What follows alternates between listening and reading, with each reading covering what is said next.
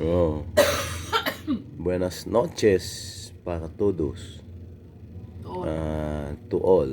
And my word for today is yo te amo, or in English, I love you, or just plain te amo. Bakit?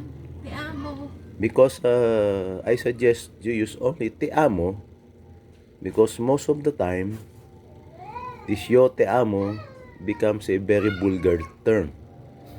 So, ang gagamitin lang po natin para hindi tayo maging bulgar ay te amo. Pero ang tunay na ano niyan, yo te amo. Medyo hindi ko na ho daw dugtungan dahil mapunta tayo sa kabastusan. Sana po ay makadagdag ako Nakalaman. nakalaman 365 expressions or words in a year.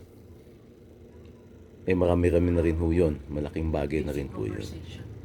Sa basic conversation lang po.